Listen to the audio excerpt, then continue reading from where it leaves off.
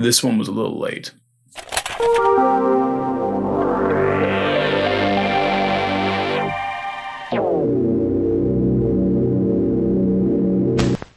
It is I, Graham Pickles. In today's episode, we're truly going to be diving into a dimension of personal ignorance. Cameras. Now, I've been sketching stories, animating them, editing films, directing films, but I never actually picked up the camera. I never approached the industry from that direction, so frankly, it's a gaping hole in my skill set. And the director that can't shoot film is kind of like a scriptwriter that can't type. It's not entirely necessary, but, you know, it'd probably help.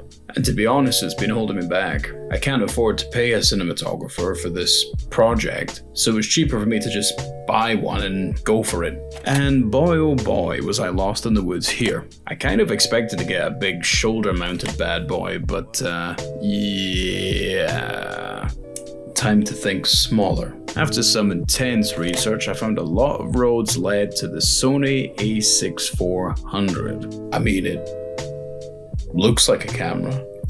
It's smaller than I expected, but heavy, and that means it's expensive, and that means I'm gonna break it. All in all, this model seems to be the go-to for newbies that want to go beyond the smartphone. And that's no dig. I was seriously considering using my phone to make this. After all, this is my first film and could very well be a big expensive waste of time. Not to mention there actually was a feature-length film called Uneasy Lies the Mind, which was captured entirely on iPhone back in 2014. Looking at the results of that really makes me wonder, what did I just buy? But you know, I try not to think about it. So I finally picked this up and yeah, I'll be honest, it took me 5 minutes to find the on button. But then I thought, now we're cooking with gas. Let's look at the menu. Jesus Christ, look at all those pages. And that's just section 1, there's other sections. And there's menus of menus. There are so many menus. I'll be honest, I was stumped. But after many a YouTube tutorial, and I'll link them in my YouTube description, I think I might be finally getting there. I'm wrapping my head around the triforce of videography. The shutter speed, the aperture, and the ISO.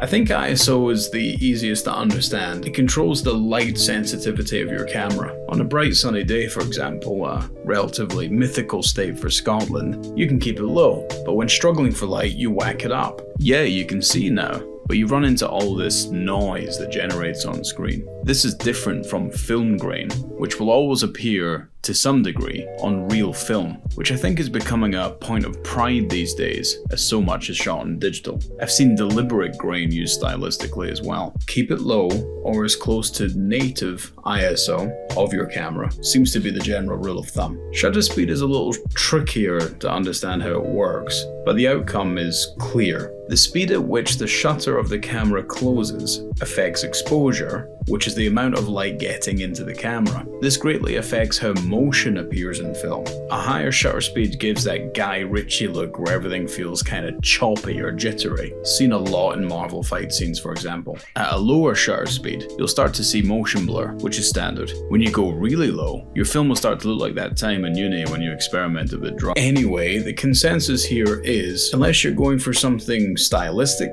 set shutter speed to double your frame rate. What's frame rate? Mate, that's something else.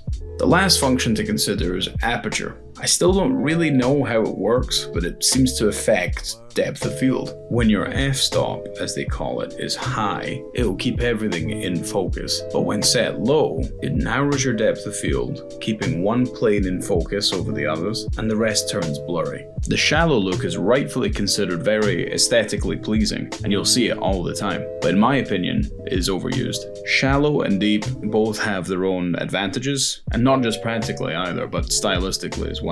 Now I'll be messing around with this camera for the coming weeks, because I really need to get good at it by the time the shoot rolls around. You might have seen I took it on a little fishing trip recently, which had mixed results. Maybe if I keep my head down and work hard, I could be as good as an average film student in 5 years.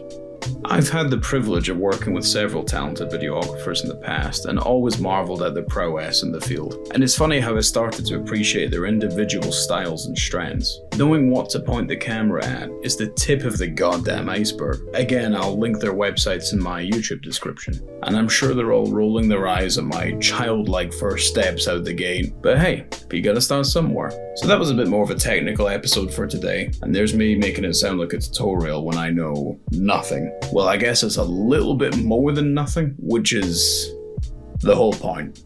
Ciao. The sign off is still ciao. It might now be the official sign off. You gotta just go for it. Don't think about what comes after or what came before. You just gotta bend your knees, take a deep breath, and jump. And you might think, what if I fall? Well, what if you don't? What if you fly?